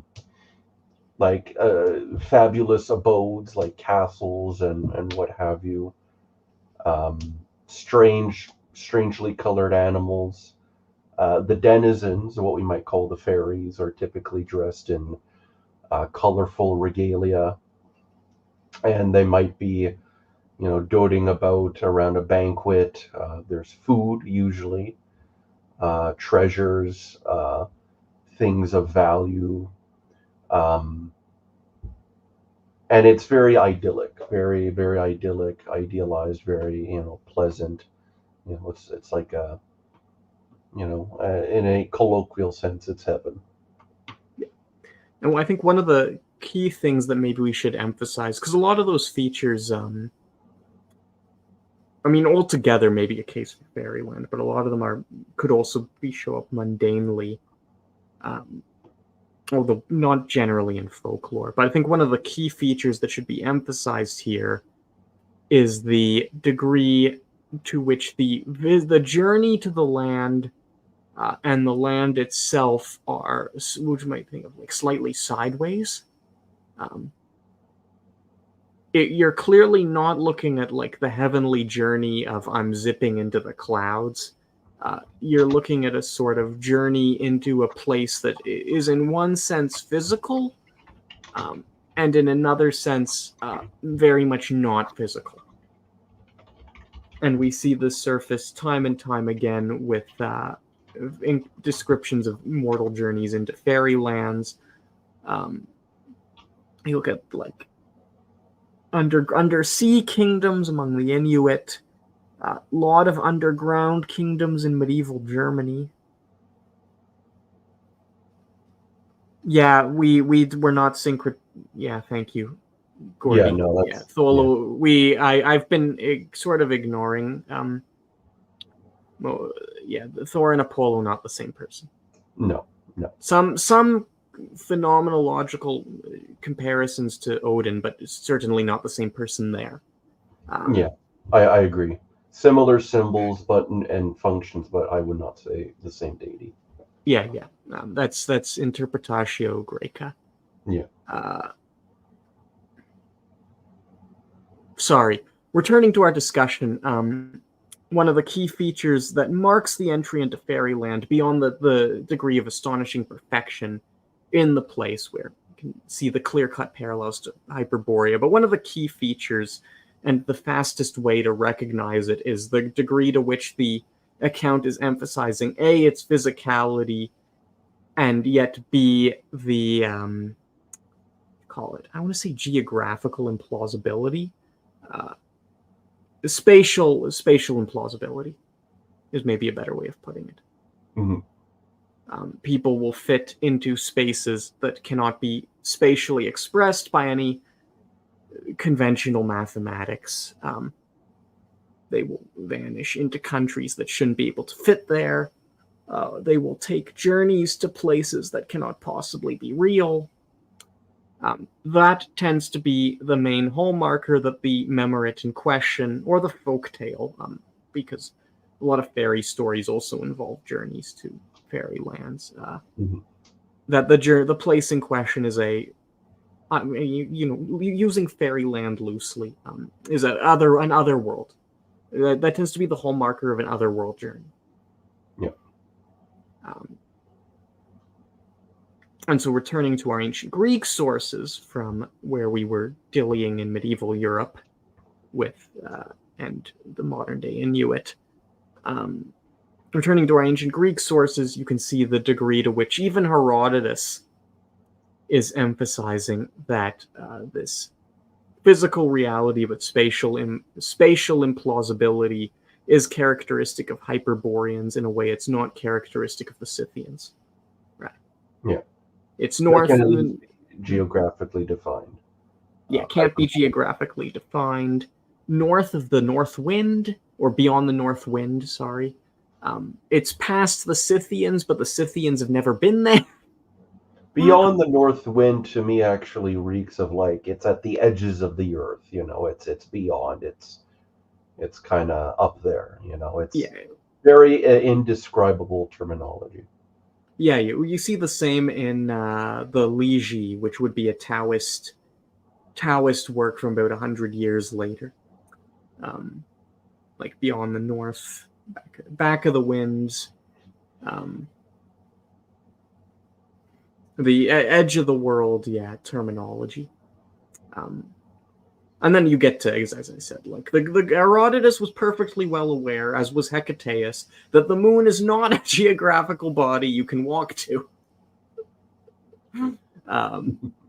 They were not quite so scientifically naive, which means that when they say you can reach the moon from Hyperborea, they are making a claim that they were well aware was, as far as Greek natural science indicated, impossible. And so that, that plus the behavior of the inhabitants, right? And their sort of description as semi-ethereal figures is what inclines us to the view that we are not dealing here with either some rationalized account of scientifically superior people or just people who lived in Scandinavia, but some sort of other world. Yeah.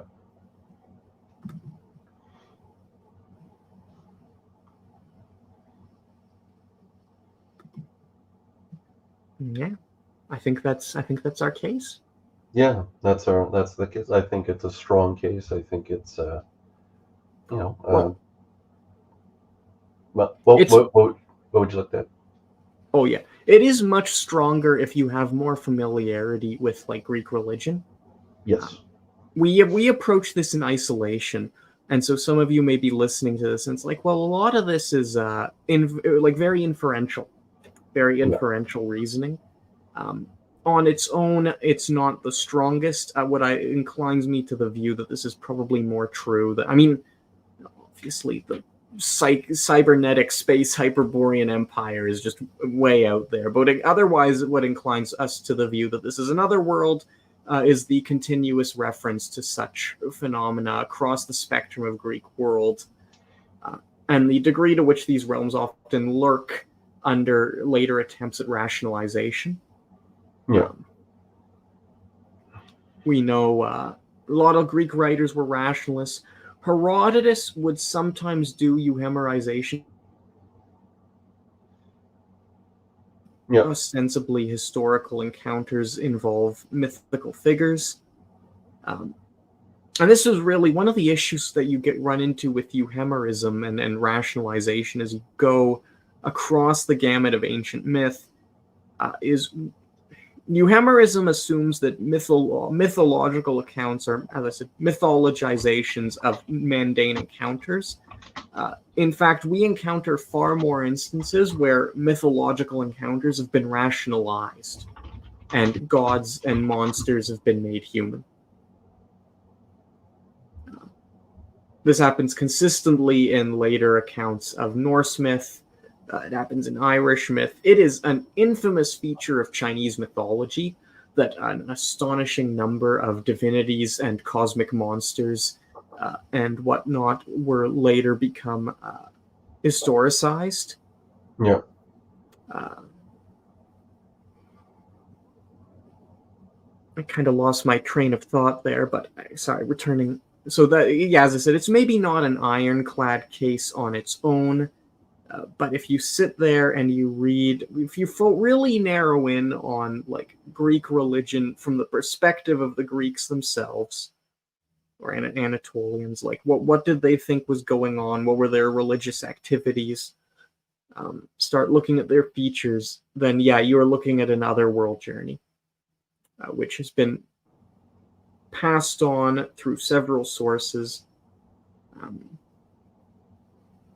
I will note that this does not necessarily, for those of you who are wondering about the gifts, we're fairy realists here. This doesn't necessarily entail that they don't exist and can't give us cool baskets of goodies as they dance with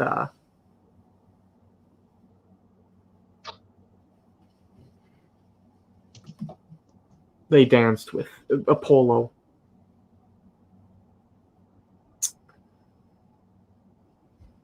So yeah, that's basically our case. It's maybe not ironclad, inferentially quite strong, comparatively much stronger, Mhm.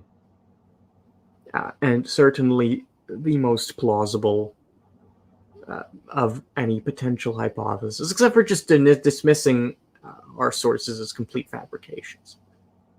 But even then, I still think we're dealing with a fabricated otherworld journey. I'm not inclined to say they're fabrications, but even if we were to say they're fabrications, they still have the internal hallmarks of an otherworld journey.